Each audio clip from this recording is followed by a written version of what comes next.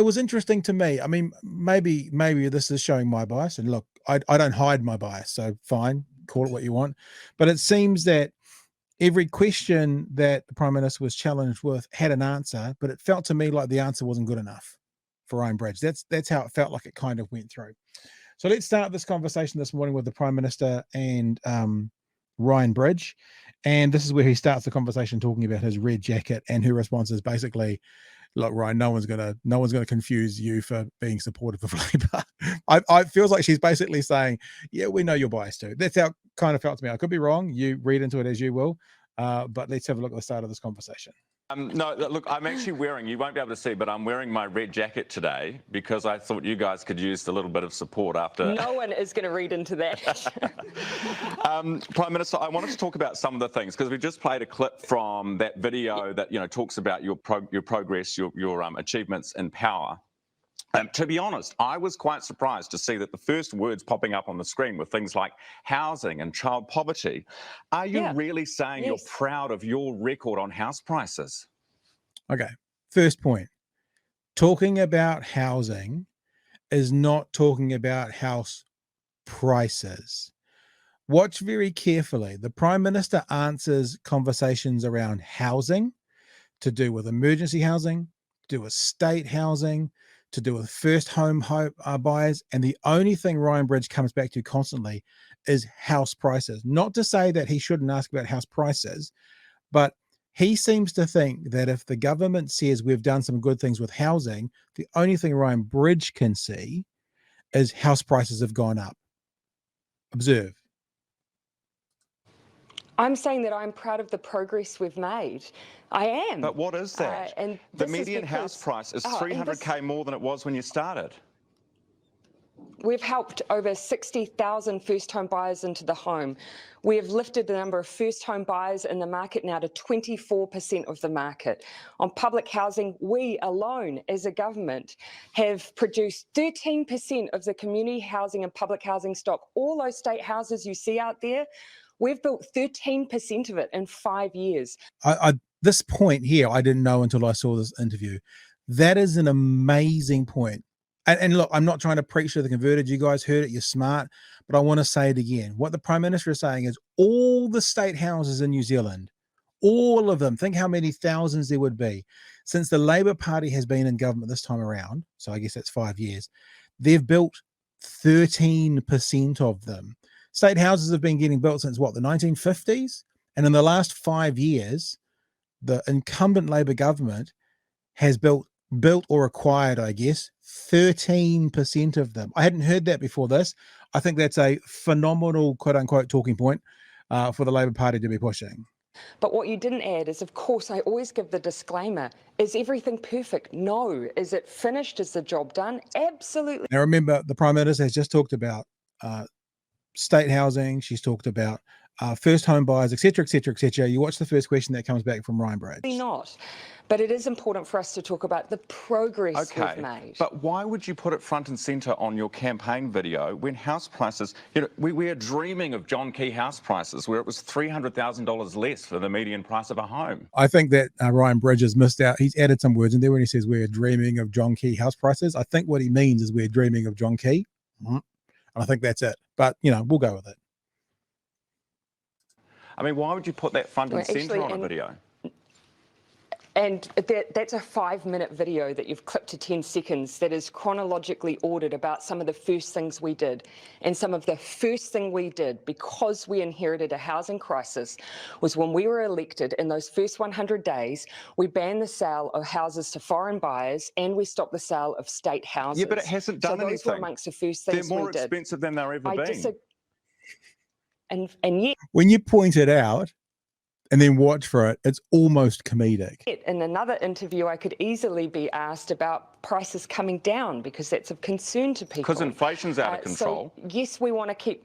So I guess, Ryan, the point again. So this is what I'm saying, right? Labour bad, blaming you for house prices coming up. We're holding you responsible, Labour, because the prices of houses have gone up.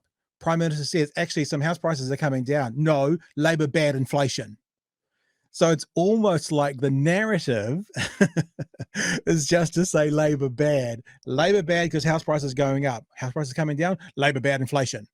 So this is the thing what I was saying. I think that this is he has actually got to a point, has Ryan Bridge, where he is I said the other day, his petticoat is showing, meaning the underbelly of the thing. He's not even trying to hide it anymore, in my opinion.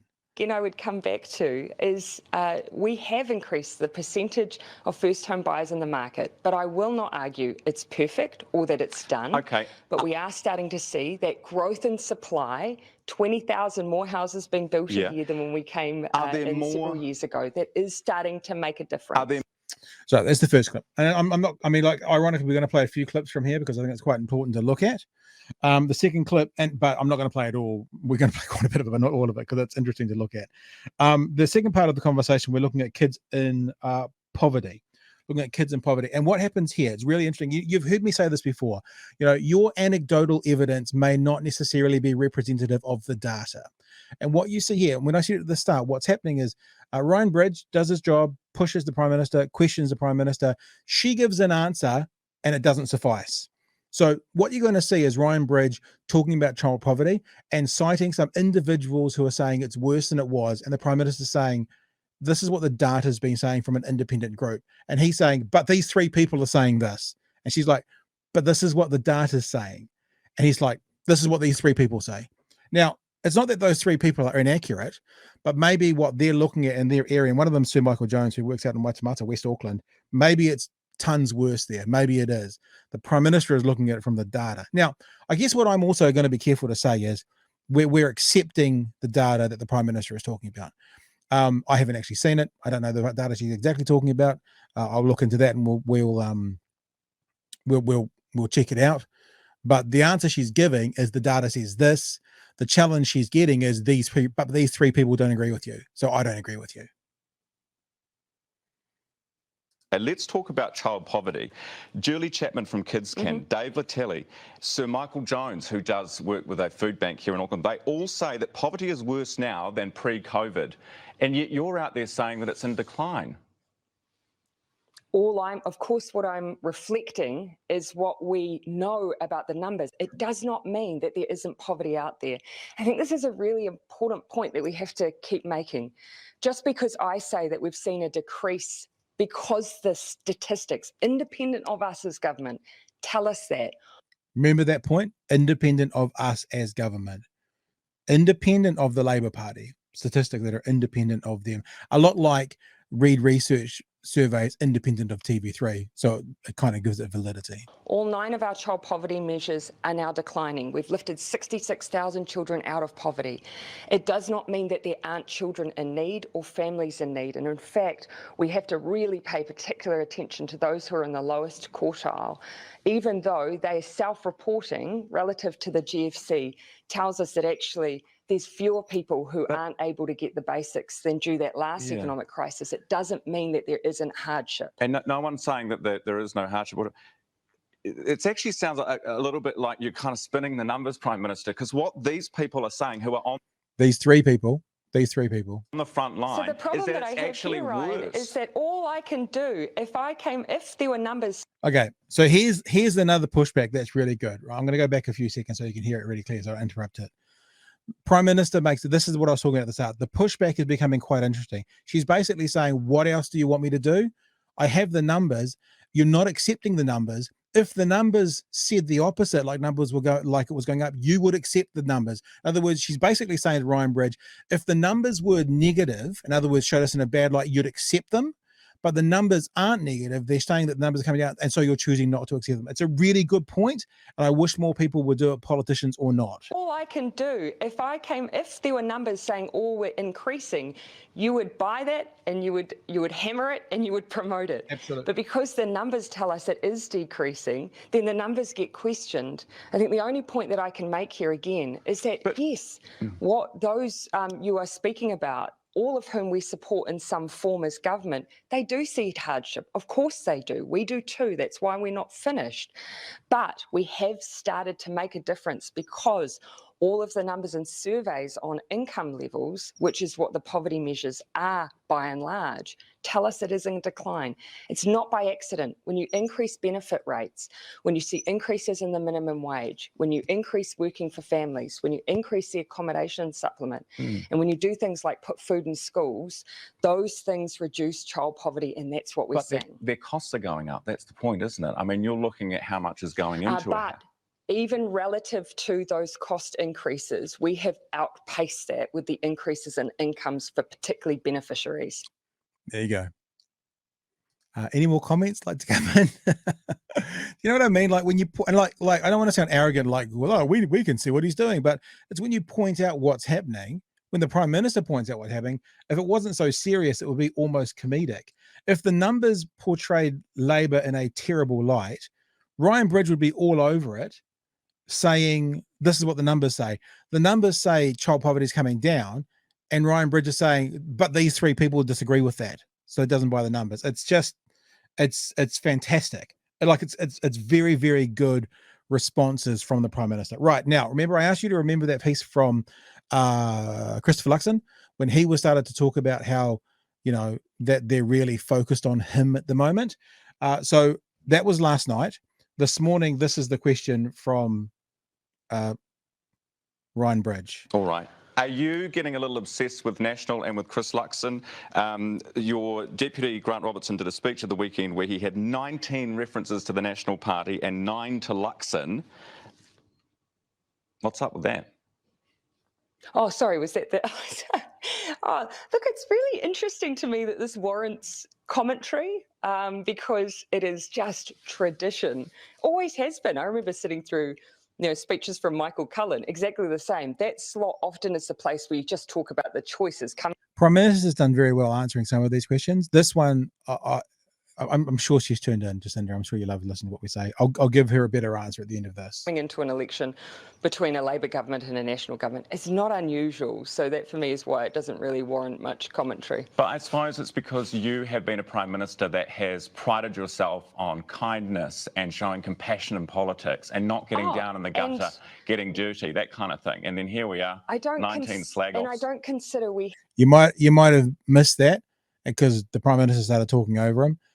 He referred to the 19 mentions the first time. The second time he said 19 slag offs. Now, if you're not aware of that phrase, to slag someone off, I'm sure you all are, but for the one person out there that's not, it basically means to, be nasty to them. And is it being nasty mentioning them? I don't know, but 19 slag offs is that's turned into. But when you come into an election, and I stand by that, absolutely. I'm not resiling from that at all. But I don't think it's getting in the gutter to make policy comparisons or just make sure that when someone's putting up proposals that you're having a decent debate on them. That's just democracy. And I think in New Zealand, we all do it relatively well. Right. Here's the response for the next interview that goes down this path if the Prime Minister's watching. And this is my question to you guys as well. Have you heard Christopher Luxon once this year, when he's had a camera in his face, just once this year, not mention either the Labor Party or the Prime Minister? So if Grant Robertson mentioned Christopher Luxon 19 times, and the question from both the leader of the opposition and Ryan Bridges, are you getting a bit obsessed? How about the man who mentions the Labor Party or the Prime Minister every single time he's in front of the camera, and usually multiple times? So if we have an unbiased and a fair media entity in the AM show, my expectation will be the same question to Mr. Luxon. Because I think if you lined up all the mentions of Christopher Luxon by Labor and all of the mentions of the Labor Party or the Prime Minister from Christopher Luxon, I would be willing to place a small wager that Mr. Luxon is exponentially more, quote unquote, obsessed, as the Prime Minister was just asked, than the other way around. Just going by the numbers. It's funny how that question's never come up the way. It's kind of weird. All right, the last thing is the Prime Minister talking with Ryan Bridge about the childcare subsidies that are coming out. And this is the last thing I wanted to point out. Ryan Bridge points about how this will be a good thing for many people, but still manages to turn it into but Labor bad. So remember, house prices going up, Labor bad. House prices coming down, inflation means Labor bad. You know, numbers from an independent group, not good enough. Numbers from an independent group that were negative towards Labor would have been accepted. And now, new policy coming out that Ryan Bridge admits is going to be useful as he goes through, then basically says, but not good enough. So in other words, it's very clear in this conversation that there is nothing that the Labor government can do, will do, could do, that will ever be enough for Ryan Bridge. And he's stopped showing his bias altogether. And it's actually fine. It's actually okay to be biased, but then you have to also be honest about who you are. And that's not an independent journalist. That's a news commentator, like we say, and to basically admit where your political bias is, because then the consumer knows, right? People coming along here know that whether it's me or George or Chewy or primarily any of the other guys that come on board and help us, not the guests, but the guys who come on board and co-host, like the Jeremy Elwoods or the Penny Ashtons, those kind of people who come on every now and again still, we just say bluntly, we're approaching the world from the left. That's where we are, and we actually show you our political compass. Only if you show me yours first. So have a listen to this. You guys put forward at the weekend was the childcare subsidies, which is going to help, should help a lot of Kiwi families. A lot of Kiwi families. Do you know, when it comes to early childhood education, you know, we're putting more money into this with the subsidy. Do you know how many early childhood teachers we're short? Now, this is the next thing that Ryan Bridge has started to do. And I wrote down here in my notes, Ryan, do you know Bridge? Because I don't think I played it, but at one point he was going, do you know? And he was asking about how many first home buyers there were. And the Prime Minister answered 24% of the market at the moment are first home buyers. But he was like, do you know how many numbers, like individual people? What's the number? And he's doing it again now. It's this kind of, you know, you get John Key in front of the camera and you say, do you know how much a one-stage bus fare is? It's basically a version of that. What it's supposed to do is either show that the person in front of you has lost touch with the common man, like, no, I don't know how much a one-stage bus because I take a BMW, you know, or it's trying to make them look foolish as if they've got gaps in their knowledge. It's the do you know concept. That's trademarked me, the do you know concept. And he's doing it here. Do you know about the individual numbers of people? And I've got a response here that I think the Prime Minister or anybody in the situation can go back to Ryan Bridge or someone in this position with. Yeah, well, so I was actually having this conversation with the Minister of Education. We already have 3/4 of those who would be eligible, for instance, 3+ in receiving 10 hours or more of early childhood education.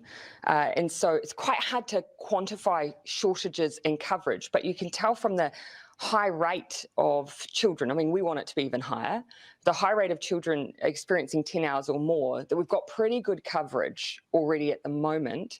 But of course, as I say, it's quite hard often to quantify that because of the way that ECE is structured. We are mindful, though, of making sure that we keep ensuring that we have a really robust sector. There's a bit of work for us to do there, but it is something we'll keep an eye on. So you don't know, you haven't asked how many teachers we are You short, don't know. how many teachers, You don't know, early moron. childhood education teachers we have brought Run in the to New country or Zealand since something? the borders I don't know. open, for example. Did you ask any of these? That I could find out. That's not a number I have off the top of my head around immigration or visas. Wouldn't you have asked? Wouldn't you have been wanting to asked. know that before you pump more money into a sector, that it has the capacity to deal with what you're trying to, the outcome you're trying to... The reason that I can answer the question that we already have 75%... So this is where basically Ryan Bridge is going at the start of the conversation. This will be good for a lot of New Zealand families. And now he's going, but you guys are incompetent. You can't do it. So again, nothing's good enough. Coverage of our children is because we had the conversation around, can we make sure that we're meeting the demand that might increase as a result? So we know we already have 75% of our kids already in ECE. Keep in mind, Ryan, a large number of parents already access it, but it's very expensive. So this is for some, but depending on their child's age. So the subsidy will often, in some cases, make it cheaper for those who may already be accessing it. Some new may access it, and we, of course, are making sure all of the time that we're reviewing our policies to make sure that we have enough coverage to meet any increasing demand. So you're saying that you're going to have more, should there be an increase in demand, which you would expect there would be, you're going to train early childhood education teachers by the time that demand... Ryan, here it's really important to keep in mind here that the early childhood education sector is not like primary schools or secondary. It has a lot of private provision, obviously a lot of private provision, and so it's not quite the same as other sectors, but there are things that we can do to make sure that we're supporting the sector. Can I just read you a quote, Prime Minister? Now, this is the point where, again, politicians who are watching, feel free. You got my numbers, you got my emails, I've contacted you all before. Call me if you want some help with this. Remember, he spent half the interview, do you know, give me numbers, right? If you don't give me numbers, what are you using this information for? That's what he's just spent this interview doing. Bear with me. Minister, we don't have enough teachers to go around. That's causing some centres to close. That statement was given by the... That's the statement. We don't have enough teachers to go around. That's causing some centres to close, right? That's the statement that he's just read out to the Prime Minister, meaning what the narrative he's selling is there isn't enough teachers to do this policy you want to do. Early Childhood Council Chief Executive in June. And look, one of the things that we're looking at is where some places we have new centres opening where there's lots of provision, and other parts of the country you may have not enough.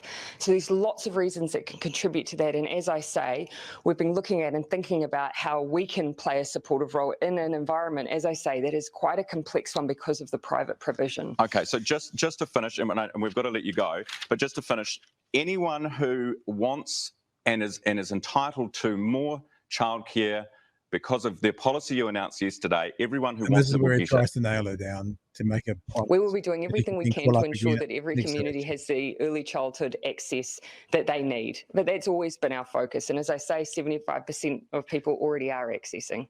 Okay, the last thing for this, and this is the tactic, and that was missed there and should be used, I think. As soon as the interviewer who has said for half the conversation, do you know these numbers? Do you know these numbers? Do you know these numbers? How can you go into this without knowing these numbers? As soon as they say, you know, some early childhood centres have closed down, the response should be, do you know the numbers? How many are we talking here? How many have closed down, Simon? Because if you don't know, you possibly shouldn't be using this as an attack weapon. What are the circumstances? Where are they? Do you know the details? Because of course he wouldn't. He's had a headline from an ECE worker, from someone high up in the ECE, saying the sentence. It might be 2, and they might be in the most rural part of New Zealand, and maybe the population is not there to sustain them. We don't know. But if someone's going to come on board to a leader or to a politician or to a guest and say, do you know, I would just encourage you, guests, as soon as they start throwing out sort of airy-fairy language, do you know back at them? I mean, why the fuck wouldn't you?